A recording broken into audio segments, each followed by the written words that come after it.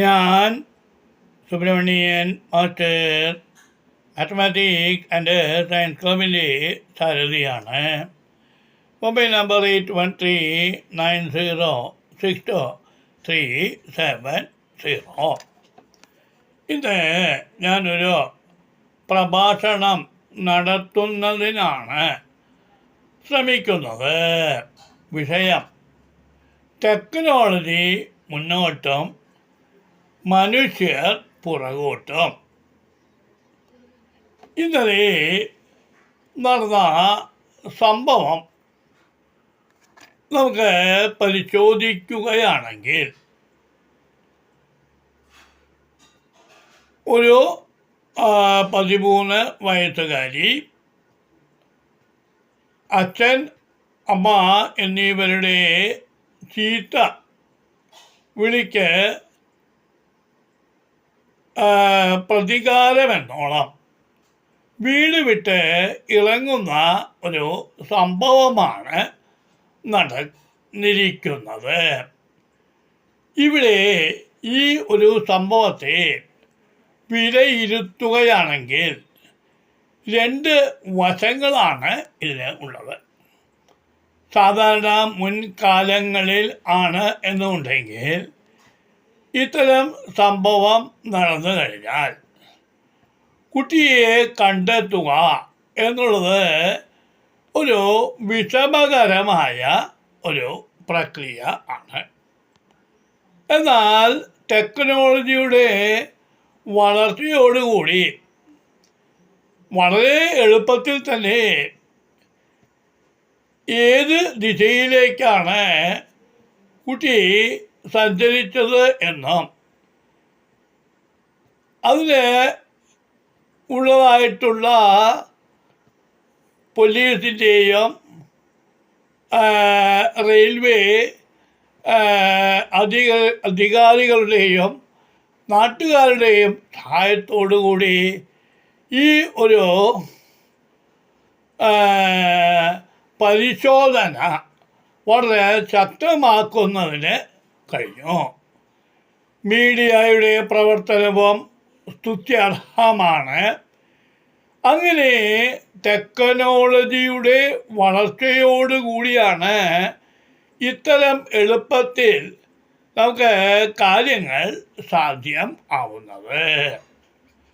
അതാണ് ടെക്നോളജി മുന്നോട്ട് എന്ന് നമ്മൾ ഉദ്ദേശിക്കുന്നത്. ടെക്നോളജിക്കൊപ്പം മനുഷ്യൻ വളരുന്നില്ല എന്നുള്ളതാണ് മനുഷ്യരുടെ ദോഷം. മനുഷ്യർ പുറകോട്ടാണ് സഞ്ചരിക്കുന്നത്. ഈ സമൂഹത്തിൽ 13 വയസ്സുള്ള ഒരു പെൺകുട്ടി ഇറങ്ങിക്കഴിഞ്ഞാൽ ആ കുട്ടിക്ക് ഉണ്ടാകാവുന്ന ദുരാവസ്ഥകൾ ആ കുട്ടി ചിന്തിക്കുന്നില്ല എന്നുള്ളത് തന്നെയാണ്. അതായത് മനുഷ്യരുടെ ചിന്താശക്തി നശിച്ചിരിക്കുന്നു എന്ന് തന്നെ നമുക്ക് പറയാവുന്നതാണ്. ഇതിന് ടെക്നോളജിയെ ദോഷം പറഞ്ഞിട്ട് കാര്യമില്ല. മനുഷ്യൻ ടെക്നോളജിക്കൊപ്പം വളരണം. ടെക്നോളജിയുടെ വളർച്ച വളരെ വേഗത്തിൽ ആണ് എങ്കിൽ മനുഷ്യരുടെ തളർച്ച അതിലും വേഗത്തിലാണ് സംഭവിക്കുന്നത്. ഏത് മേഖലയിൽ എടുത്ത് നോക്കിക്കഴിഞ്ഞാലും ടെക്നോളജി വളരെയധികം സഹായമാണ് ഇവിടെ മനുഷ്യ സമൂഹത്തിന് ചെയ്തുകൊണ്ടിരിക്കുന്നത്. എന്നാൽ മനുഷ്യ സമൂഹം ആ ടെക്നോളജിയുടെ കഴിവിനെ ഉപയോഗിക്കുന്നതിന് പകരം ദുരുപയോഗപ്പെടുത്തുന്നതിനാണ് കൂടുതലായി ശ്രമിക്കുന്നത്. അതിൻ്റെ ഫലം ആയിട്ടാണ് ഡോക്ടറുടെ പീഡനവും അതേപോലെ തന്നെ കുട്ടിയുടെ തിരോധാനവും ഒക്കെ നമുക്ക് ചിന്തിക്കാവുന്നതാണ്. ഡോക്ടർ എന്ന് മുൻകാലങ്ങളിൽ ഉദ്ദേശിക്കുന്നത് സേവന തൽപരരായിട്ടുള്ള വ്യക്തികളാണ്. അത് ഒരു സോഷ്യൽ സ്റ്റാറ്റസ് ആയി മാറുകയും ഡോക്ടറാകുവാൻ കഴിവില്ലാത്തവർ ആ മേഖലയിലേക്ക് കയറി വരികയും നല്ല ഡോക്ടർമാർക്ക് അവർ ഒരു പുഴുക്കുത്തായി മാറുകയും ചെയ്യുന്നത്. ഡോക്ടർമാർ ഇല്ലാത്ത ഒരു ലോകത്തെക്കുറിച്ച് നമുക്ക് ആലോചിക്കുവാനായി കഴിയുകയില്ല. അതേപോലെ തന്നെ ടെക്നോളജിയുടെ വളർച്ച നമുക്ക് ഒഴിവാക്കുവാനും സാധ്യം അല്ല.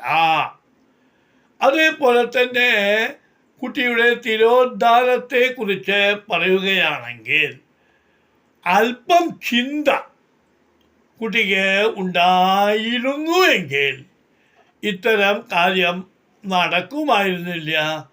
ഇത്തരം അധികം വ്യക്തികളെ ഭൂമിയിലേക്ക് തിരച്ചിലിനായിട്ട് ഇറക്കുകയില്ല എന്നുള്ളതും ഒരു സത്യം തന്നെയാണ്. ആയതിനാൽ നമുക്ക് ചിന്തിക്കേണ്ടതായിട്ടുള്ള ഒരു കാര്യം, എല്ലാ ടെക്നോളജി ഉപകരണങ്ങളുടെ കണ്ടുപിടുത്തത്തിൻ്റെ പിന്നിലും മനുഷ്യബുദ്ധി തന്നെയാണ്. മനുഷ്യർ വളരെയധികം കഠിനാധ്വാനം ചെയ്തിട്ടാണ് അവരുടെ ബുദ്ധി പ്രവർത്തിപ്പിച്ച് ഇത്തരം ഉപകരണങ്ങൾ കണ്ടുപിടിക്കുന്നത്. എന്നാൽ ആ വളർച്ചയ്ക്കൊപ്പം വളരുവാൻ കഴിയാത്ത വളരെയധികം വ്യക്തികളുണ്ട്. അവരാണ് ഈ ടെക്നോളജിയെ ദുരുപയോഗം ചെയ്യുന്നത്. അങ്ങനെ ടെക്നോളജിയുടെ ശരിയായ ഉപയോഗമാണ് നടക്കുന്നത് എങ്കിൽ മനുഷ്യരാശി മുന്നോട്ട് തന്നെ സഞ്ചരിക്കുകയുള്ളൂ. ടെക്നോളജിക്ക് എതിരായിട്ടാണ് മനുഷ്യർ സഞ്ചരിക്കുന്നത് എങ്കിൽ ഈ സമൂഹത്തിന് നാശനവുമാണ് ഉണ്ടാവുക. ആയതിനാൽ ടെക്നോളജിയുടെ കഴിവ് മനസ്സിലാക്കി ടെക്നോളജിയുടെ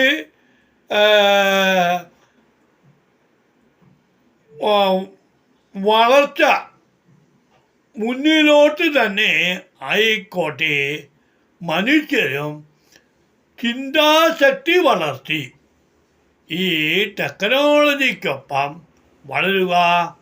അതായത് ടെക്നോളജി ഉപയോഗിക്കുന്നതോടൊപ്പം തന്നെ മനുഷ്യർ അവരുടെ ബുദ്ധിയും കൂടി ഉപയോഗിക്കുകയാണെങ്കിൽ അടുത്ത കാലത്ത് മനുഷ്യർക്ക് ദോഷം ഇല്ലാതെ ഈ സമൂഹത്ത് ജീവിക്കുവാനായി കഴിയും.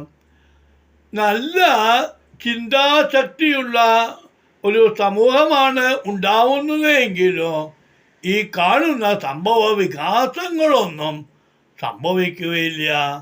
ആയതിനാൽ ടെക്നോളജിക്കൊപ്പം വളരുക, ടെക്നോളജിയെ ദുരുപയോഗം ചെയ്യാതിരിക്കുക, മനുഷ്യബുദ്ധിയും ടെക്നോളജിക്കൊപ്പം പ്രവർത്തിപ്പിക്കുക.